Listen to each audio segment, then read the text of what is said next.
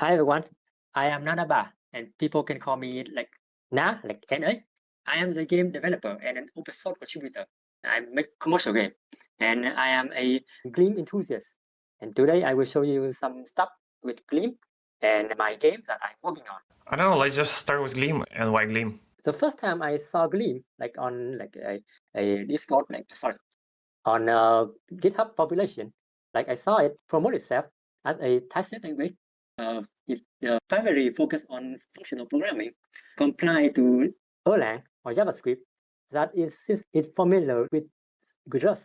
So the first time I saw it, I quite interesting, but not interesting enough to push me to use or learn that language.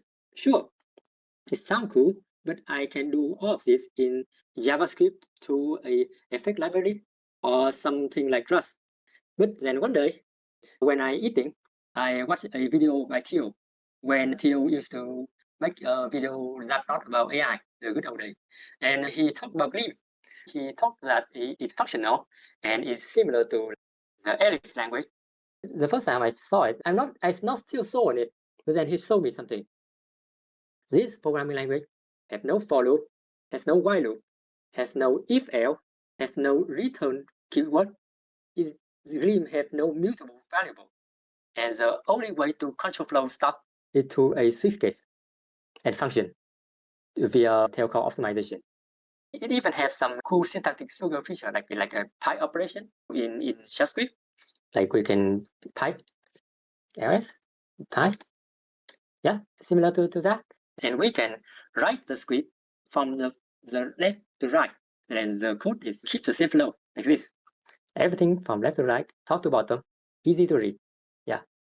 So, and the switch case, like it's not like the typical normal language switch case. The switch case is like very powerful, like just level of powerful. You can do a lot of stuff with pattern matching and crazy stuff that helps the program type safe. It has shadowing, like value shadowing, which is pretty cool. And the thing that showed me is that the language is very minimal and it's super easy to learn. Like I learned this language, like the language itself in the morning, and then I learned about its standard library in the afternoon. So like I learned like in a day. And compare that to like Ruby is one of my favorite language until like this. That the language is very cool, but it took me like a week to learn. But no, Gleam just took me like 1 or 2 days. It's quite epic. And it have a like the good thing about this language is that it compiled to Erlang or JavaScript. And JavaScript have a gigantic ecosystem. So the community is quite genius in this part. Like it piggyback on the JavaScript ecosystem that make it bootstrap itself to do a lot of great stuff. Because it piggyback to the JavaScript ecosystem that I made my career on learning it and make some of my commercial game with Gleam. The language have some a goodie type like Rust, like resource and option, which is a feature in Rust by default, but not something that every language is like JavaScript or C# have. It's quite cool. And type system is quite amazing. It doesn't have the keyword like struct or enum. Have a keyword called type that is a combination that can do both enum and struct and record and everything that you think. If you want to define a kind of value, like something to hold value, like the type is the only way to do it. Yeah, Gleam is like extreme. Take the one way to do stuff to the extreme, which is quite effective in my opinion. Like I learned it and I do some advanced code in 2024, and I decided to make some library to the ecosystem. So I make Vec is like de facto package to handle vector in Gleam. I'm doing like game programming and I need that, so I took some time to make it. I also make some contribution to a easing package. So yeah, I make quite a lot of package. Get into the top 20. So you have one Gleam game out or a couple of games out, and did you use any other projects? I have a commercial game. It's called Barbie, a horror theme puzzle game. These 4 children got kidnapped like a Vietnamese version of a boogeyman. So this guy called Bobby, he kidnaps the kid and he forced the children to play a twisted challenge, like a Squid Game challenge, basically. It's not a commercially success. It is fun and it push up my independent game career. And also, I make this game using Gleam, but I also make it with inside a Godot game engine. When the time I'm making this game, there is no way to use Gleam in Godot. So I have to make my own way, my own route to run the Gleam code inside Godot. And I even make a blog post that called feature. So basically, here's the way. We got the Gleam code, we compile it to JavaScript, and then we use something like bun to bundle it into a single JavaScript file. Then we use ClearScript, which is a JavaScript runtime in C#, and we run this JavaScript inside C# runtime. And we use a special Godot version called a monover that can run C# instead of the GD And even then, I still need to code a functionality file just to handle the Gleam value that into the GD script, to handle it, convert it. And every time I need to run the Gleam value, I need to pass this into as a JSON to Gleam, and then the Gleam function run and return the value. And I need to JSON file that Gleam value into a string and pass it into the Godot view. Pass to every single layer of this, which is have quite a lot of overhead. So the first time I use Gleam is not the like sunshine and rainbow. Like when I'm writing the Gleam code, it is fun until I have to use that Gleam code, and then that is when the pain begins. I have to handle it in a very specific way. In fact, using Gleam in this way, like make my programming slower than if I just use like GDScript. So very unfortunate, but I learned it the hard way. But my next project is use the Gleam.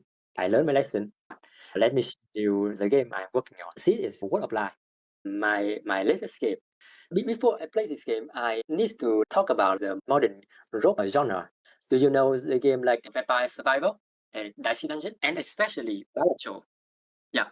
So in those games, we have a very reactive chain reaction. One card interact with another card, and that another card interact with another card, and it is a whole system that make a chain react to each other in very complex way. So I have obsessed with that for a while. Here's the game. This game is a combination of Minesweeper. So this cell have a two leaf out. That means that it have two mine adjacent to it. So this is a mine, this is a mine, and this is clear. Yeah. And yeah, I can flag it like this have two mine in it, and this only one have one mine. So I already flagged this because of this. So I can slowly but surely try to stripping out the everything. And I even combine this with chess. So if I open a large area, it will spawn a bunch of chess pieces such as the enemy. Here's a Amazon piece that moves like a queen and a knight. Oh, I'm those. I'm noob. Well, hold on, let's try that again. And this is a roguelike game, a dungeon crawler. So we need to move around, through play, and do mini quests and saving people, and then get the hell of this jungle, this forest. This is the character, like player. This character, like, is similar to Joker in Balacho. That if you give the player some ability, and the player can invite more members to the roster, or people can like click the close button to kick them out of the party. For example, flannel dress, which is a reference to the Little Red Hood, and I give it the name flannel, which is like make it sound like fan of red, like it is sounded like. So the character give the player 5 coin. Yeah, it is the diamond. If give the player 5 coin, if they open a flower, the flower is itself like adjacent to like to find mine. This character, like a reference to the Robin Hood, will attack 7 cell diagonally. He's shooting an arrow. This is Alex, like in Alex in Wonderland. It gives the player an item. An item is like style in a desktop file. Is a side here. Yeah. So it gives the player a raw cookie or a string poison, which I'm gonna give the player some effects that I'm gonna design soon. Yeah, the game is still a work in progress. But anyway, we have consumable and we have rule.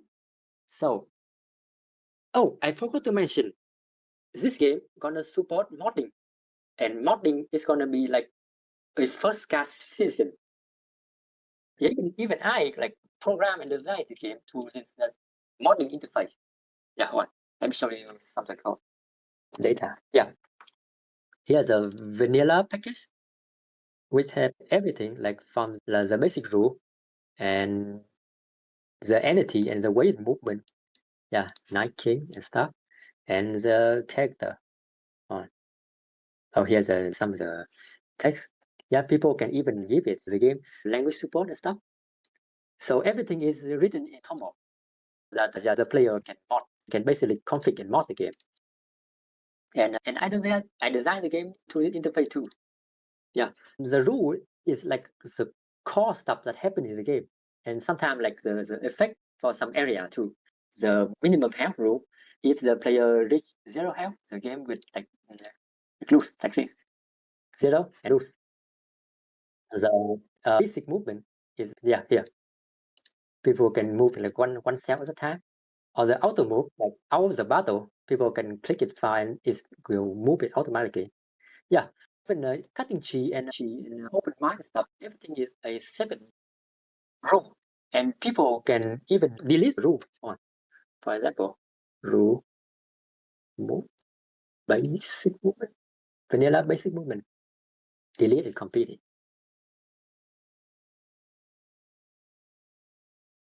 Now player cannot move anymore.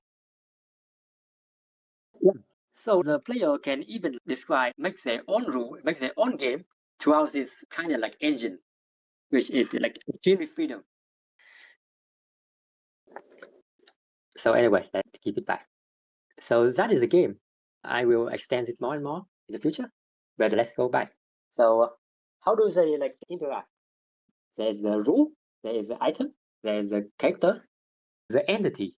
It's like if something exists on the board, like a chess piece earlier, it will be an entity. So in the future, there will be a bear trap or a gift or a coin or anything, even a shop, it will be an entity that exists on the map. Everything have its own behavior. And for example, a function like a character behavior will look something like a private function that take in the character ID, like the thing to identify itself on the save file. The save file itself, which it contain everything on the game so far. The message, for example, I click here, then the message going to be pressing primarily on this position. Yeah, let's show the code. I should show the code first. Here's the save file. We have a state which had a standby, which like currently we are standby. If it is in action, like it is running, then it is in focus mode. It might in a shopping, like in the shop, phoning someone, or other stuff, like even game over here. The world will have everything like static, the value, the time, everything that is not an entity that is the world gonna be in this world that have a dictionary of vector2 integer and a cell. A rule is just a dictionary of rule. Entity is similar. All this is quite basic. Item and character are the same. Like I have a dictionary of character ID and the character itself. Oh, and character ID is like different from a config ID. The character config, what is a thing that tells a character from like behaviorally. This is red, yeah. Red is own character config, and Robin is its own character config. Okay. Oh, and other cool thing. The save file contain a path which contain itself. So like the save contain a path of itself. So like it can do crazy stuff like undo it. And when the player reach the end, then the game can play back the whole gameplay. like really cool, huh? So anyway, back to the character behavior. It takes a save file, a message, a data value, and a codec. The data is everything that I write in the config, like here, everything in here. Yeah, it's the data. And the codec, it just shows up that the player have unlocked some character yet. Yeah, but it is the progression of the game itself. The big game, not the run itself yet. So if this behavior like return a like get a save and return a unchanged save, then it will pass to a next behavior. But if this character behavior change the save file, then it will detect and it will run this whole loop over again. So for example, if I move here, then save gonna be updated, and the save update gonna go to all of this, and it will, and when it's run into the rule behavior, it get into the basic movement rule, and it knows that when the rule run, the player change position. If it does that, it will spawn a smaller loop inside that runs this all over again to see that with this change, do any other rule make an impact to the world. So this is how I do chain reaction, and it is like extremely flexible. I don't need to declare a bunch of event and event type and all different kind of case that it can run to. It just checks that do the save file checks, is the save file check, run the behavior again, and if there's a sub behavior check, run it again. This is the player like program, like this game can be mod, right? If the code of the user reach to the point that it spawn too much, it will stack overflow. But I handle this. Stack. Yeah, I do have a stack count. So if it like gonna flow up, like it reaches at some point, it's gonna fall back. So if the stack count is bigger, print out the error, and then just skip the entire interaction entirely. In the future, I might do something with the stack overflow, like even stack overflow is a feature of the game. So the player can intentionally do some chain reaction loop that overflow, and some character will have some behavior when the stack is overflow. Yeah, crazy stuff, right?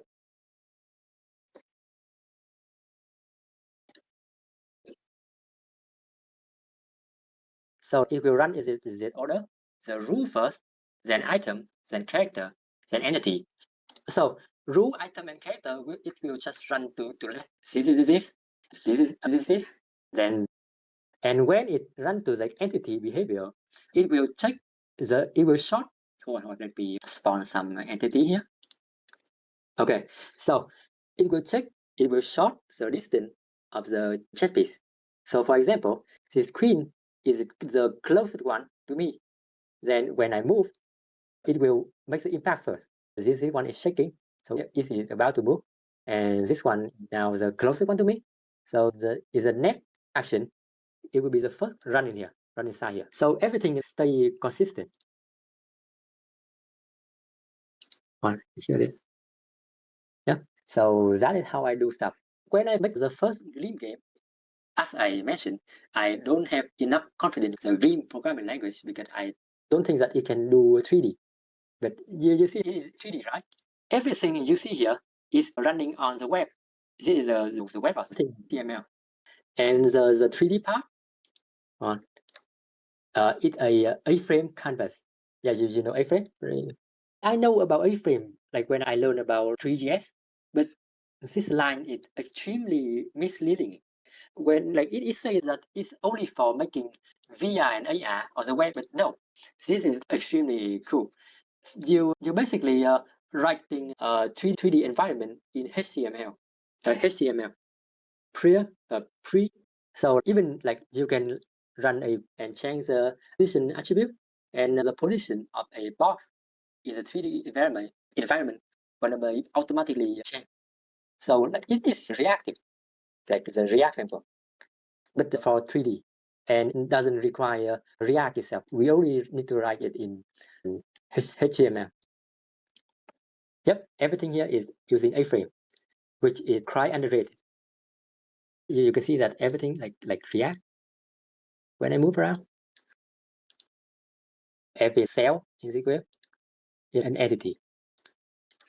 an A-frame entity. Yeah. Oh, and not only A-frame stuff that, okay, like A-frame stuff handles the 3D, and the rest of the UI is just HTML and Tailwind. There's a typical front-end stack.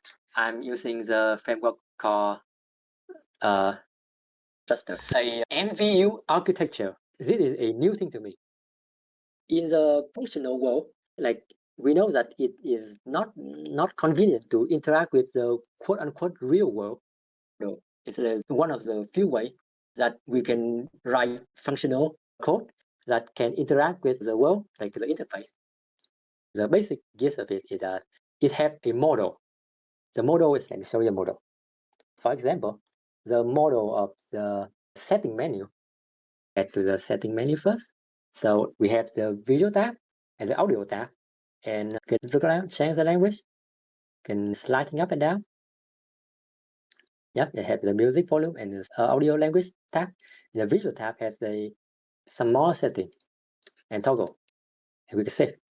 Like the model gonna describe the state of the model for the setting page will contain the tab, like the visual tab and the audio tab, the data. So like just simple basic stuff like that. And the data itself gonna contain the setting for the game, like the window mode, the music volume, the language and stuff. Here's some other type. But then we have a different type called a message type. So this is a type that like will, like for example, if we like set it, setting, it will run it set window mode, and it will set the window mode. And if we're pushing this button, it's gonna send the enter visual and enter audio tab. That is a message tab. So then we need to, for each page, we have an init function, an update function, and a view function. So an init is just basically give the init model, which tab gonna be the first tab that the page open. So if I send it to visual, for example, ignore this. Then we go back. No matter how we enter the page, it's gonna be in the visual display. Yeah, yeah, visual, already visual. So this is the init state of the language, the page. It will return a model and an effect. This is a syntax for a tuple. So like the tuple is like a fixed size array. Anyway, an effect, like you don't need to learn much about it early on, but basically if you want to handle side effect, you're gonna have the effect buckle up. So on the init state, like I don't need any side effect yet, so I just give it a non-effect. Okay, on the update, when do the update function run? So like if, for example, if I touching something,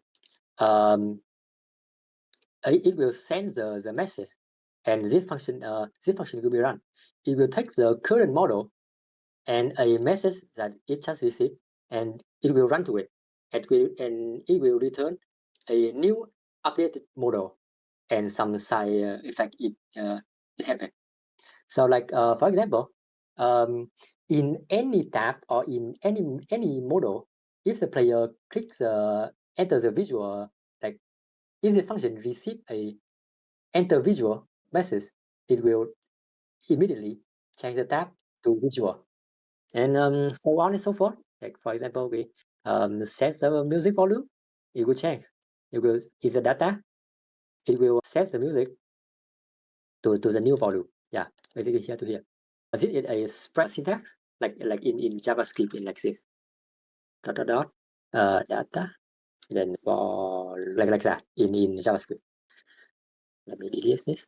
When the update function got run, it will like every time the model got update, okay, the model, the current model, all the stuff here, yeah, you don't need to care about that. So the view function will take the model and just the model with something that you want later on to give, you will return an element, an HTML element. Yeah. So the rest of it is basically I describe the HTML like React. It looks similar to React, but everything is a function. Like here is a HTML. Yeah, H is like a short for HTML. That I do edit here. That it basically button tag, and I describe an event. For example, this is but if I press this button, it's gonna run the event. Like it will send the message save the message that I describe here. It will pass it in the update to here. It will run all this stuff. And finally, update a new model. The model passed to the view function, and the view function return a HTML that describes the web, the view here. So that is a way to do visual and front-end stuff for the game. In the functional way, that is the best part. That is the best part. It is completely functional. What about the visuals? Are you drawing those? Like, I like the mix of the Windows kind of style and then the characters as well. Or you outsourcing those? So the emote, I using the tool called Coffee Bean for Emolat, which I can create a character. I can design it in a GUI interface, and I export it as a GIF. So for example, an asset, it have a bunch of animation like this. I can just export it out, and it have a lot of part like hair and head accessory and like other feature and glasses stuff. I don't have a lot of money after I losing my bet on the game Barbie. So yeah, as I mentioned before, it is a not a success game in terms of the money making. So I have to have a conservative strategy when I'm making this game. So everything is need to be careful. And about this is like retro, the Windows 98, 95 style. I using this very quite cool. Like some of the chat assets I using from this as an item package. Shout out to artists and creator, makes extremely cool stuff. I'm not like using this as it is. I take it and I change it and draw it a bit. I like combine it to make a chess knight and a queen knight, like combination of that. So I do make a quite a lot of modification. But like the item and stuff for the room and the item, I using this free access, which is very cool. It have a lot of art and it have a very generous license. I can use it for commercially. Yeah, free for commercial project. Like quite awesome for the Ukrainian artist. Shout out to him, by the way. And 3D looks heavy and a lot of state and functional programming, but it doesn't look like it's lagging or anything. Do you foresee any issues with performance in the future? Oh yeah, I will say that the performance issue with Gleam and Lustre and the project is complicated. The first time my first view of the game, it throw my browser every time I make an open. So if I open the cell, so I basically learned that I make a mistake. It make a stack overflow. So that's why I limit the stack and I fix the bug. So it ran quite okay for a month. And then like that point, I'm not using A-frame yet. I just using this, the CSS 3D here. I'm not even using like the real 3D yet. I just using the CSS 3D transform. Yeah, to affect the 3D. And it look quite good actually. Let me open the first build of the game. This is the build that not run using A-frame. You run like using only HTML and CSS products that to make it look like 3D. But this is slow. Like the fake 3D, it's slow because it is run only on CPU. So I decided to the visual, the rendering system to using A-frame. And now it runs better, even on my phone. So lesson learned that if you want to make a like 3D game, don't be like me and just use frame in the first place. What are your future plans? Is this your main project? Are you working on something else? Are you planning to have some demo, some release anytime soon? My plan is to finish this game and push this game to at least the beta version and write the document for the scripting and modding so that the community can start making stuff in this game. People can actually play the game like right now. I'm open this game is already online on this point. I move it to this is the I using Codebook at first, but then I moved to Tango. Tango is like it's blue sky but for GitHub, and it hosts my web quite well. Like the speed is fast. The current game people can try it out this link. And not only that, not only the word apply, but I also making two of the game at the same time. Yeah, the first one is Barbie password. Nothing much yet, so I only to render pixel text mode. You know the old kind of like retro DOS game that only use text as the interface. So I'm making a new game, a new spin-off of the game Barbie, a multiplayer game using Spacetime DB. Yeah, so I want some moment to talk about Spacetime DB for a moment. If you want to make an online game, in this day and age, just use Spacetime DB. Oh my god, it is so good. I already write my backend for the game, the online game. The game is like a Tetris 99, like a battle royale. So I make the backend like in one day, just using this framework, and it is so simple. You can learn this in like a week. And the just a bit is that everything is a database. Yeah, even the state of the code, even the state of the like the player position and the player health and stuff, everything in the database. And the code itself is run inside the database. So it is like extremely fast. Yeah, let's go back to the game. Here is some screenshot. Let me scroll to some of the fan art. I have a lovely community of fans, and they make a lot of fan art, which is like extremely cool. Yeah, this is going to be like the interface of the game.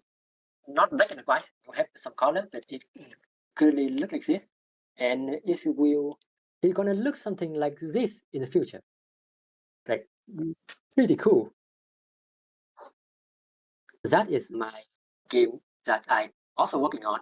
And the second game that I'm working on, which I love to tell more, but I'm in a contract, so I cannot tell a lot about it. But I can say that it is like but yeah, it is a visual novel, like Danganronpa. If you're interested in some of my project, please head out to my Discord. The community is tiny, but we are extremely welcome. How do you manage time between all the projects, if you can go into that? Working on 3 projects, do you work one each day, one per week? Do you switch between projects? The first game I make is Word of Life. So I worked it on 2 or 3 months, and then I get a contract for the visual novel game. I quite a big game. Because it is a visual novel game, I only need to work on it, like work on it hard on some of the first part, and then I set up stuff so that the writer and the artist can work on it, and I can move on to my main project. When I'm working on this project, I saw the Space DB, and I think that I can give my game Word of Life online support. I'm planning to give this game multiplayer too. So that's why I host the game, I start this, and I start working on sorry for my writing, password. Password something, which is the game that you see that using the screen and stuff like this. So that is how my current state of work. Yeah, it is like quite tiresome. We have to move back and forth, but I love making game, and I love that I can have my community, like as much people as possible in my community to making game. So that's why like I learn a lot, and I chat a lot to some of the local game maker and programmer and designer to make the best game. That was really interesting. Interesting that in 1 hour we kind of covered Gleam and the Lustre, or whatever it's called, framework, and the game looks fun. Yeah, it does speak to the simplicity of the language. We just discuss it really quick and then look at the code and it makes sense, right? Like when we look in the framework, I haven't seen it before, and it just makes sense. Yeah, the Gleam is so simple. Like you can learn everything in this single page.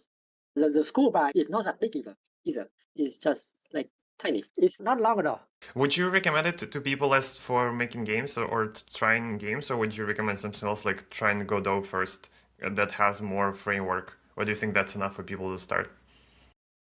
Okay, like if you first start making game, definitely just automatically go to Godot. But if you want to make a great puzzle game, or you want to make something that have different systems that interacting with each other, that is unique, needs the correctness of a functional programming, definitely take a look at Gleam. Even if you're not using Gleam in your production, you're gonna learn about functional programming and how the way you write the code gonna change and improve in a very good way. And was it your first functional programming language? I wasn't sure. You said you. This is like my first like a true functional programming language. I write my code functional style in other language and use the effect.ts. Yeah. So this library gives me the ability to write functional code conveniently in TypeScript. So I have tried that, but the syntax is like uh, a bit cumbersome. Yeah, even in this example, it's a bit too long for my taste. In Gleam, it's much shorter. And Gleam is super simple, and it already can compile to JavaScript anyway. Why not just use Gleam in right way, right? Yeah, yeah, makes sense. Cool. Yeah, thank you.